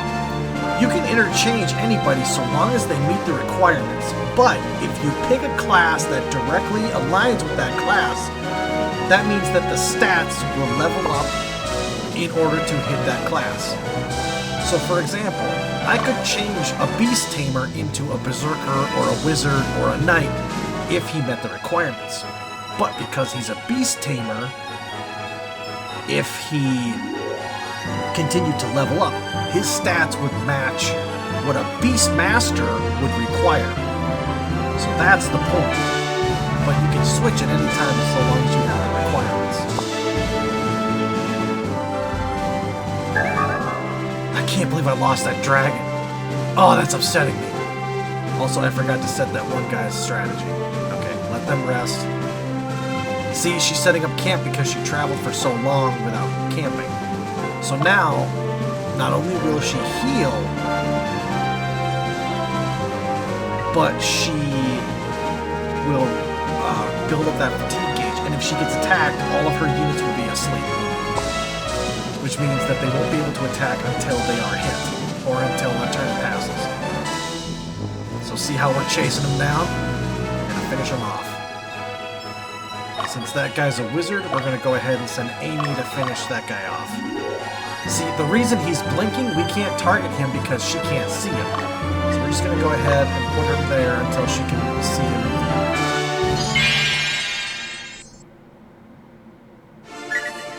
They are still at attack leader, right? Yes, good. Now, get him! Finish them off and get that experience. And witches can't deal damage, so witches are easy targets. Oh! Oh, come on!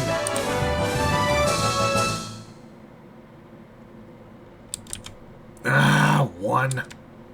Dang it. Alright, keep going. See, because she's the leader, her unit isn't disabled yet. So we're gonna... Actually, we're gonna go ahead and stop.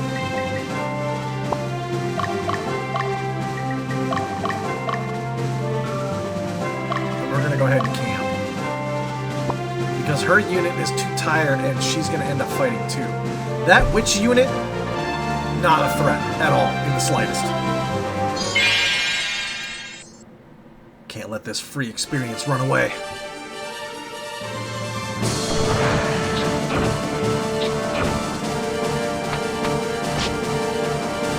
Come on, baby! Yeah! Perfect. Nice. Got experience and some alignment down. Nice. Okay. Oh yeah, an Iron Claw. Iron Claws are used to make ninjas. Ninjas are basically fighters, but with less armor and higher speed. So we're gonna let you rest. You will attack this guy. Dio. Head for the stronghold.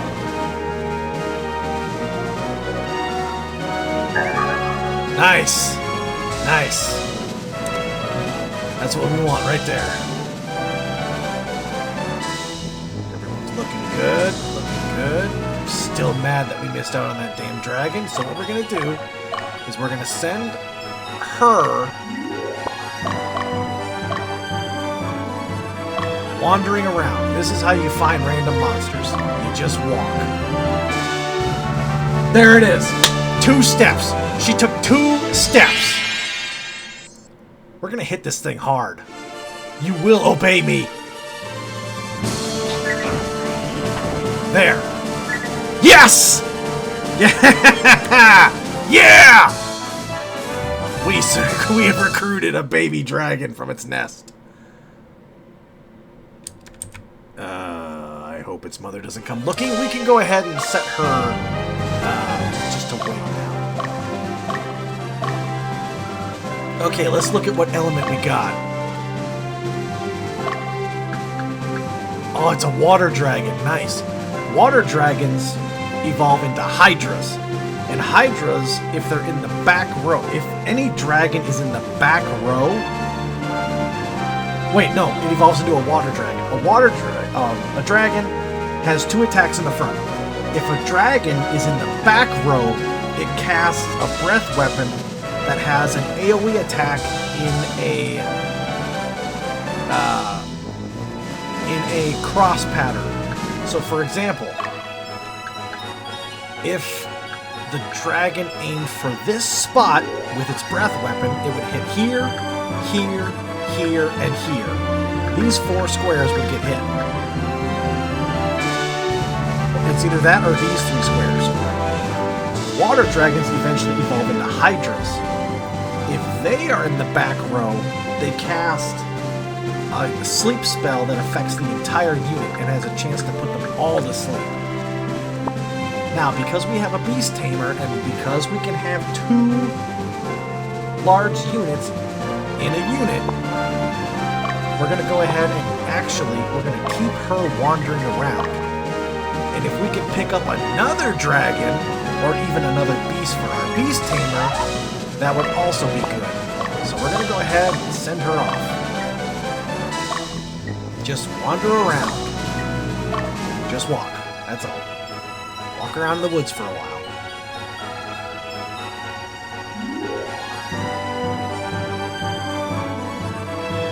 And the cool thing is between missions, you can always come back to places and just do this and look for monsters. You will do the same. You'll also look for monsters. Now just go in a triangle formation and let him go. And she'll hunt down the wizard. Dio's going for them. She's going there. Hopefully she liberates it. Eventually you will reach the end of the map and they'll have nowhere to run. So, dang it! So that point that we got from those 2 liberations, gone. We're back down to 0 now.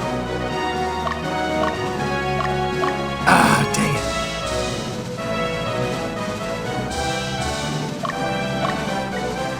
Okay. It's okay. It's okay. We can do this. Dio is strong enough he could take out both of those units easy. I bet you. I bet you he can take out both of those real easy.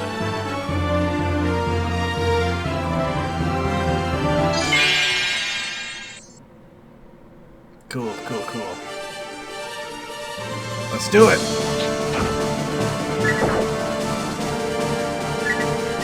There we go. Forgot to do that.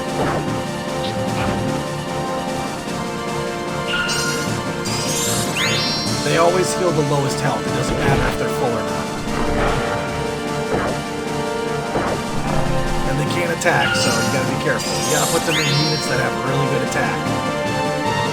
Or more than 2 attacks, like paladins or something.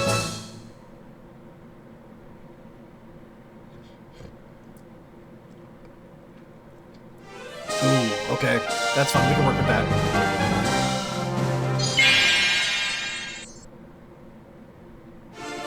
Oh yeah, you are Swiss cheese.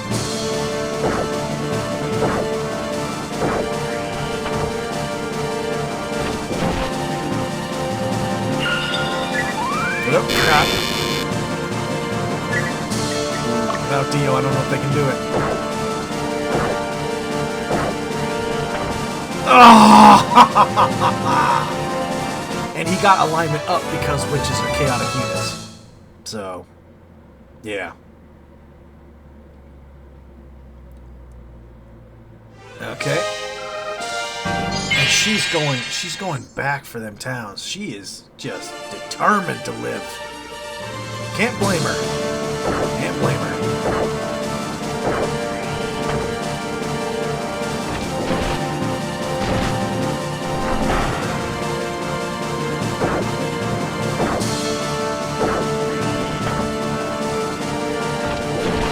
See how Dio can't attack the Berserker? Because he's 3 lanes over. Or 2 lanes over. He's over in the left lane. So Dio can only go straight forward or to the one left. And there's nobody in the middle, so it doesn't matter. Come on, come on, come on, come on, come on, come on, come on! Alright, we got half a point. So there's that. Now we're going to go ahead and move. We're going to move Torbjorn in. She's going to guard this town. So we got to wipe them out. If they try to sneak past us for the base, we are screwed. That's what the quick gates are for. I always make sure to give a quick gate to every single unit if they ever need a quick escape. Or we need somebody back at base. But I don't have that many quick gates, so... Die. See, that was a critical hit. When the camera zooms in like that, that's a critical hit. Nice.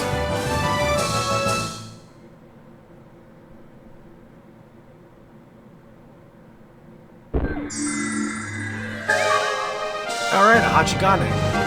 That's another item that ninjas need. So we're going to send her this way. Because in these barren lands you can find hellhounds, griffins, and golems.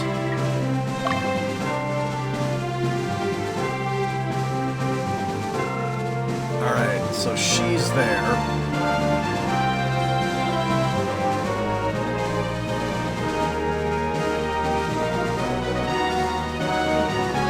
Hopefully these two come across something. I don't care what. I'd prefer a dragon. A dragon would be nice.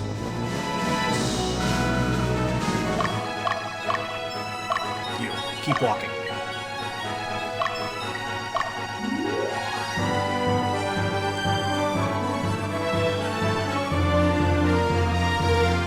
Alright, we're gonna let Dio and Magnus, or Torbjorn, rest. And then we'll see what happens. Okay. Alright, go ahead and rest. See, and now if they come out here at night, they may come across skeletons or ghosts. We don't want those. Skeletons aren't bad, but ghosts are pretty useless. All they do is put stuff to sleep, and they can't be killed unless hit with a holy weapon. Or killed with a holy weapon. You have to hit them with 0. Dang it. Alright. If you need to rest too, you might as well rest now while you're at it. Okay, here they come. They're coming back now. I think he's going to try to take this town back. The witch is inconsequential. She is nothing. So we don't have to worry about her at all.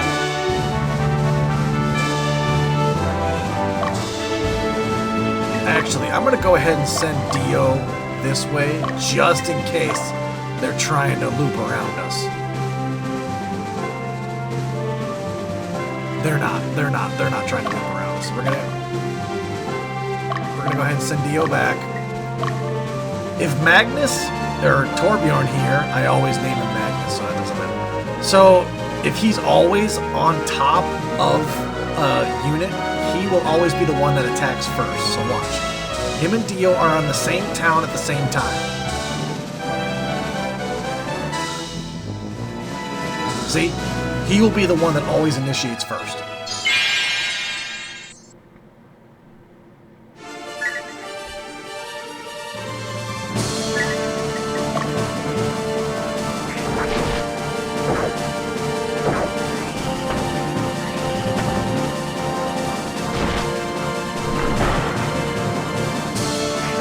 Nice. Nice critical. Not enough to finish him off. But I will pause, and I will send Magnus out to finish him off, because Berserkers and Hellhounds are chaotic units, and I want Torbjorn to be lawful. So we're going to send him after her quick. I don't know why she's attacking. It's just a witch. They don't deal any damage at all, period.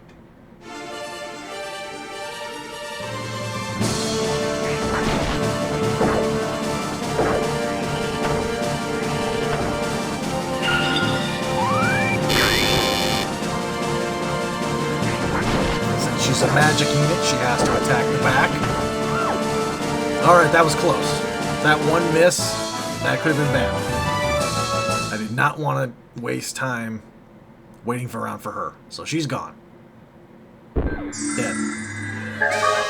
A ninja garb! Alright, we can make ninjas now. If the stats are correct. Go after him.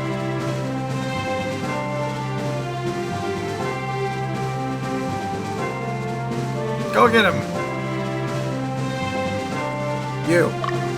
Their forces are pretty much decimated, so we're going to have you walk around looking for dragons. Get to it.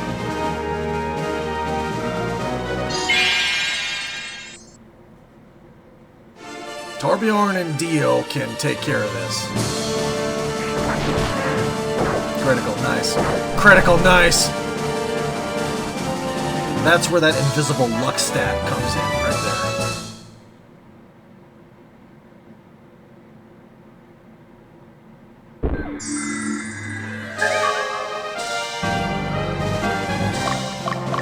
Alright, we're gonna send him back to the stronghold to rest.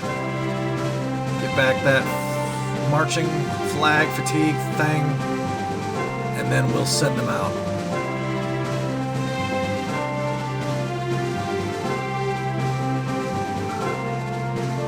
I believe she's about to end her march.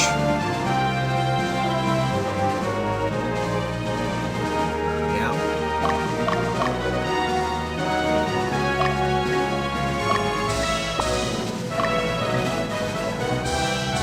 Yeah, there you go. All the way up in the mountains. Have fun.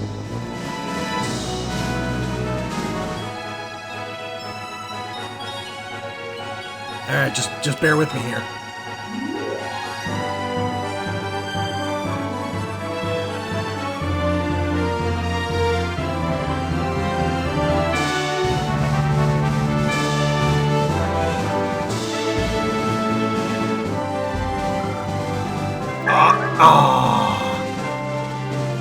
Come on, just give me one. Just give me another dragon and I'll be happy.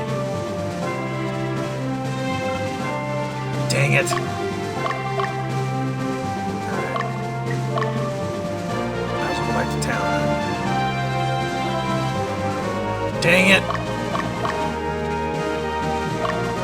Come on, Dragon Tamer, do your thing. Come on!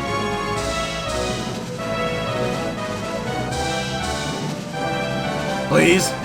I'm asking nicely.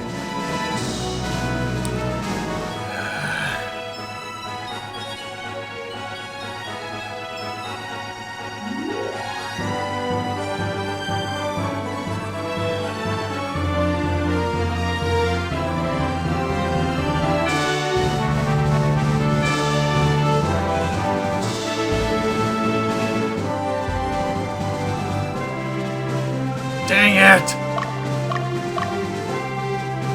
Alright, I'm going to keep her walking, and we're going to send the boys out to take care of the boss of this level.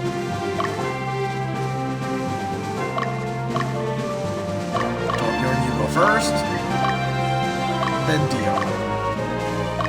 Now, if you lose, if you don't kill the leader of the boss unit, you will lose the fight no matter what, and you'll get pushed back, and he will continue to heal while he sits there. So it's best to send as many units as you can to take them out so that doesn't happen. So that way, if Magnus doesn't kill him, he gets pushed back, Dio attacks immediately so the boss doesn't have time to heal. Please find a dragon. You're running out of time.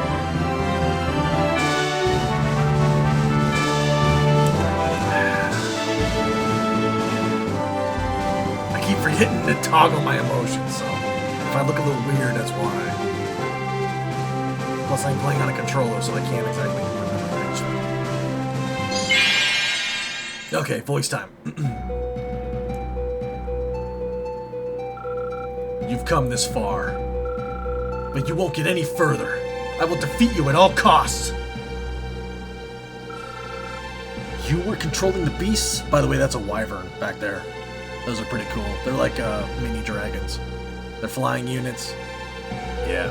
They're basically the chaotic version of griffins. Griffins are lawful. Why are you doing this? What are you doing? It won't do either of us any good if I tell you. What are you gonna do?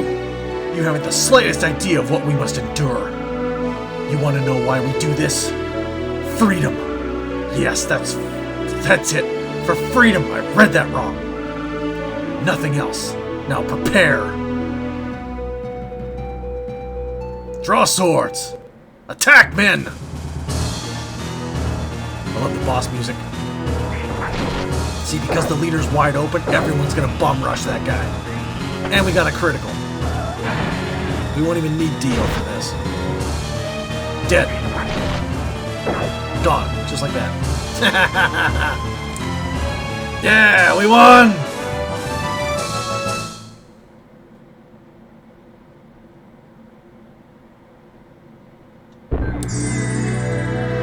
Hey! Alright, yeah! Woohoo! And we got his axe. The Francisca. And we got 9 additional soldiers and some goth. Yes, their money is called goth. Whatever.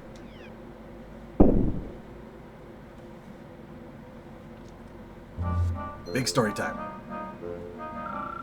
What are you planning?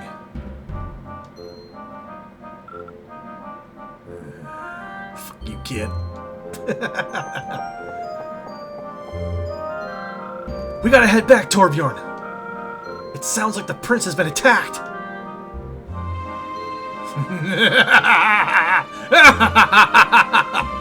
Why are you laughing? What's so funny? What? You ask what's so funny? Your foolishness just cracks me up.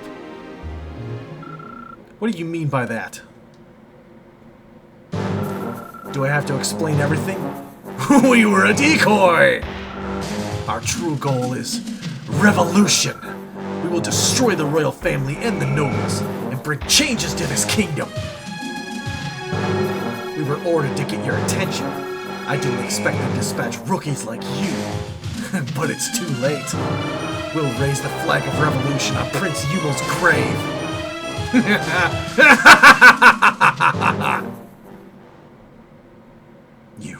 You dirty bastard!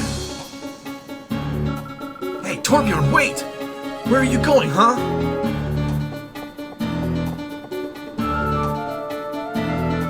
Let's go rescue the prince. By ourselves? Are you out of your mind?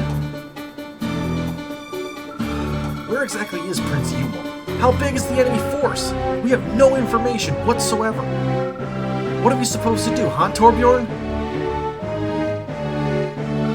Besides, how are we going to contact the main regiment? Control yourselves, Dio. It took me days to walk up this hill. Don't you dare walk away from me now. It's too late to join the main regiment. The size of the decoy, the enemy force shouldn't be that large. Famous last words. He looks over the hill. There's thousands of them. Ah, well, go figure. Since we're the closest, we must rescue the prince. The troops training nearby are also heading this way. But like police and military in every movie known to man, they will always arrive just late. Torbjorn, take command and rescue the prince.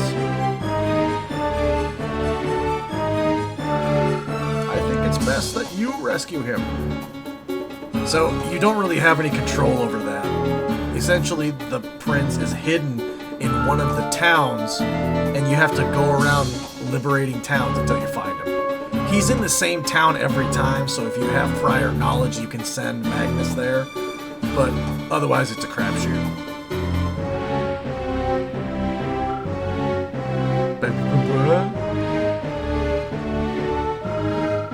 head for the main regiment and give my report. It'll take me days to walk back down, though.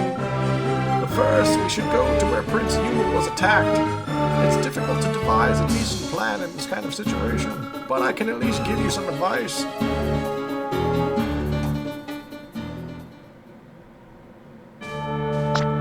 And with that, scene 1 is done.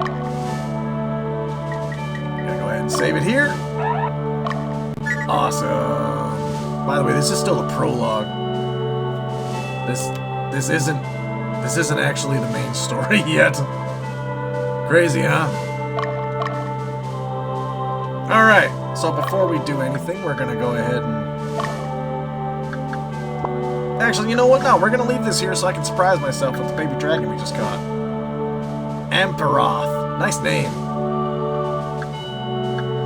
Well...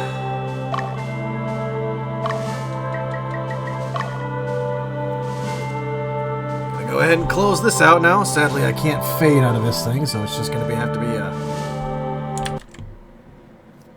There we go. Just like that. Feels good, huh? Well, the only thing I can say is I hope you enjoyed it too. If you like this game and want me to keep playing it, let me know. If not, I can switch to something else. All that matters is I hope you enjoyed spending time with me, and hey, I'm glad you're here with me. So, until next time, Torbjorn, we're ready to set sail for our next adventure, huh? Have fun. See you later.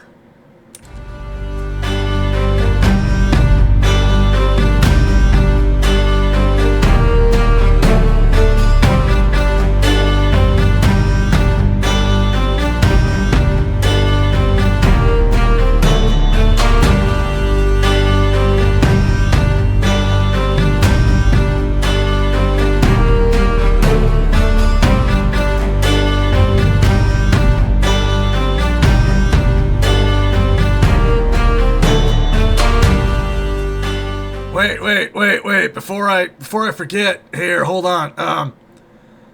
So, this whole streaming thing, this whole recording myself, I have tried this before in the past, and it never took off. So, it put me in a big depression because gaming is my life, and, well, my friend Felix convinced me to do this. He's a really big fan of Vtubing, and he thinks, you know, because I got good personality and whatnot, you know, I'm like doing a voice entirely. I intend on playing a character, so I think it'd be fun. But hey, I'm still me, you know, right? So hopefully this works out in the end, and I can, you know, turn this life of mine into something that's, you know, special. And I'm glad to have all of you here with me to, you know, set sail with me. Maybe even become part of my crew, huh?